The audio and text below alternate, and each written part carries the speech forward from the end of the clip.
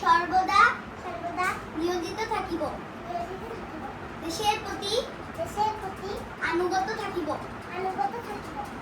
দেশের একতা ও সংহতি সংহতি বজায় রাখিবার জন্য সর্বদা সচেষ্ট থাকিব। হে মহান আল্লাহ, আমাকে শক্তি দিন।